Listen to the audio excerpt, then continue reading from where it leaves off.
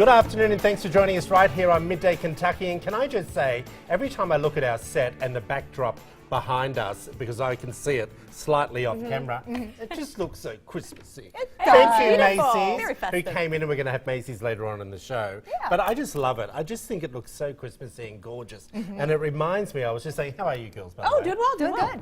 Have a nice weekend? Yeah, wonderful. Well, so you know on Friday I'm flying to Montana to see my good... What were you doing then?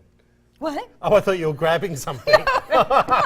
I'm flying to Montana on Friday to go skiing with my good buddy Curtis, who lives up there. He's the chief meteorologist at one of the stations up there. And so I messaged him last night saying, hey, buddy, what are we doing Christmas Day, blah, blah, blah. He said, oh, FYI, just make sure you bring your super warm ski gear because it's minus 20 without the wind factor. And I said to him, dude, we're not skiing in minus 20. Oh, wow, that's and he's cold. like, no, don't worry, bro. I'm like, dude, this isn't happening. But it'll be stunning. Oh, that'll be fun. Yeah. Well, we do to remind you if you are looking for some indoor activities. Oh, I haven't finished talking. Oh. But good segue. Okay. I wanted to know what you had done on the weekend. Oh, I went to Chicago for the weekend. It was nice. Man Friend One. Family visit. Very good. It was that fun. was good? Yeah, it was great. Awesome. You went to a train exhibit, I think, right? Notice she skimmed. There's more going on that I don't know like, about it was here, great. people. No, it was fun. I haven't had a chance to talk to you yet, but I'm on it. What was the train exhibit that you saw, though? That looked fun. We went to the Kentucky Historical Society in Frankfort and took the boys there. They had a train exhibit there. It's one of the largest that I've seen. It was 21 feet by 65 feet. Yeah, but you haven't left Kentucky. And it was beautiful. But it was really pretty. It was really nice. Yeah, and it was fun, and we got to walk the museum. And you know, you would think that that might not be fun for little kids, but they actually loved it. They loved it. I think little boys. Yeah. I remember I had a train kit that we had to build as kids, and I think little boys love trains. Yes, they love the trains, but then the rest of the museum, I didn't know how they were going to fly with that, but they loved it. So what else was in the museum? It's all about Kentucky history. So they had, you know, from the very beginnings of the state, you know, coming into its own, and then, you know, all through the years. That's and it was fabulous. I mean, it was wonderful. The kids loved it. They were like all into it. Now, Sam, we were talking about on Friday, we had everyone that works behind the scene was off. Just about, they're off to Star Wars and graduating and all sorts of things. You went to Star Wars. Sam, our producer who went, said he absolutely loved it. And he said to me, which gave me a giggle, so he's going to scream in my ear soon. He said, but I only got to see it once. I went, why would you see it more than once on the weekend? My dad said the same thing. Oh, really? He'll probably see it 4 times while it's in theaters. Yeah. Okay. The friend that we went with, that was her 4th time, the girl that we went with. Yeah. In that weekend? I just don't understand why you'd need to see it more than once in the one weekend. You just have to really... I get seeing it like over a month, but in the one weekend? I think it's just like fun to see how many times you can see all the it. details. Like they're looking, you know, Star Wars fans are really looking at the details and the script and everything. They're looking for little, you know. Do I need to see the last Star Wars before I need to watch No, this you one? can just, if you've seen all of them, I haven't seen the last one. But even if you haven't seen any of them, each one is a good film on It its does own, kind of I stand think. alone. I do. It stands alone if you haven't seen the others. Right. But of course Sam's it's not better to talking see to them me, all. is that- Better to see them all, but I It would is. still see it. It is, but you can still see it stand alone. Yeah. But it is good to have the backup information going into it. Okay, take it away. All right, back to what I was going to say.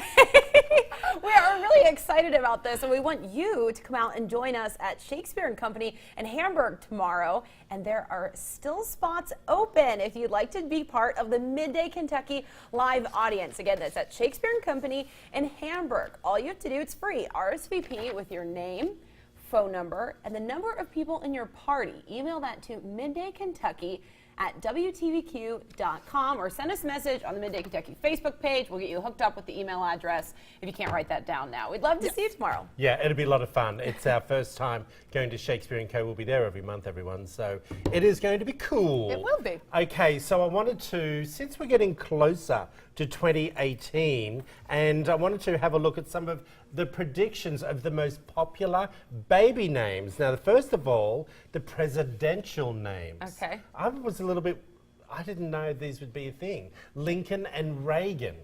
Boy and girl. What do you think of that? I like it. Yeah, Really? I like it. I know a couple Reagans. One Lincoln. I think he's 3 years old. I think Lincoln's, well, this is for 2018. They're saying these will be the names for 2018. Yeah. Let's bring up the strong female names that they're talking about. Eleanor and Sophia. I don't think Eleanor's good for a girl. I thought the previous one was male and female because I know a lot of Reagan females. Females, So I yeah. guess Oh, that's that now was a boy. trendy as the male name. Wow, Okay. interesting. Oh, well, no, hold on. That's probably my fault because I thought Reagan, as in President Reagan. Yeah. Well, it is.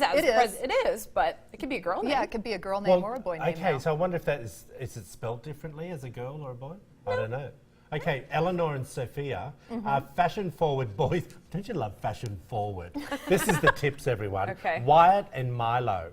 Who like would it. call their son Milo? Milo, I'm digging it though. I like it. But isn't that more, and can I just say this? I've heard of cats and Dogs. dogs being called Milo. I have too. Oh, Milo and Otis. Yes, exactly. That's one of my son's favorites. Okay, films, and it's that's horrible. a little bit crazy. And if we got one more, I don't know whether we got one more. And unisex names, Harper and Ari. Harper I like. love those two names. I love Really? those And names, Harper, yeah. Well, Echo, our former producer in the mornings, her daughter's name Yeah, is Harper is a great Yeah. name. And Lee. Who? Echo and Lee. Their daughter's name is You Harper. threw me. I'm like, was that on Midday that I didn't know? I'm surprised to see Ari making a return. You know, those are Yeah, really that's popular interesting. Jewish names. A lot of people in my family named Ari, and they're all 70 plus. Mm-hmm. But I really like the name, so I like seeing that coming Okay, back. Yeah, and me we got too. one I like more it. after this. Superhero and villain names, Gray and Kylo. Gray. Gray would just remind me of Grey's Anatomy. I don't know Well, what no, that's it's after. 50 Shades of Grey. Yeah, that's what I'm thinking. 50 too. Shades of Grey. I I'm haven't seen it thinking. yet. Kylo, that's interesting. Do you really? 'Cause I he's- don't well, like that's- it. Kylo Ren is the villain in Star Wars. Oh. It's So- good for a pet, I think. A Star Wars character. I don't know if I Yeah. would name my Did you child put this after on a Star Facebook Wars for everyone? character. I did. Oh, good girl. Well, tell us what you think.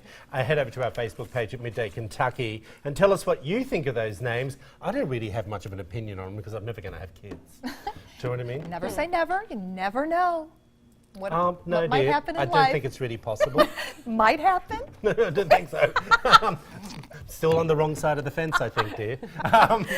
Hasn't changed since the weekend anyway. Adoption. What about adoption? You never know. You're just looking at me. Just move on, Lisa. Let me just take this away Yeah, to take my it away. topic.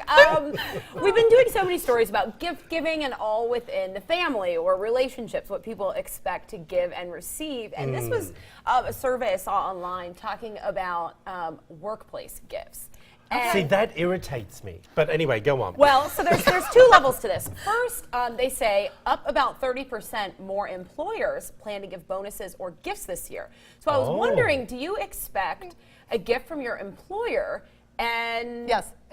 Oh, you do? Well, I can tell you're getting a ham. well, are we? Are we? Aren't we? Are we getting a ham? No.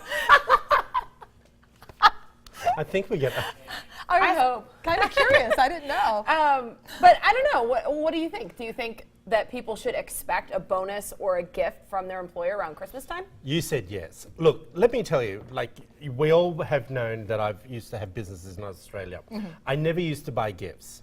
But in November, December was always too busy for a staff party. But in November, I would take all my staff out. They would all choose the restaurant or whatever they wanted to do. 9 times out of 10, it was one of the most expensive restaurants that they would choose.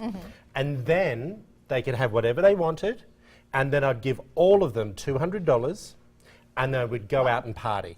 Yeah. Go out for, Right. to nightclubs or whatever. And I never worried, but I never bought gifts. But birthdays were a different thing because it's your day.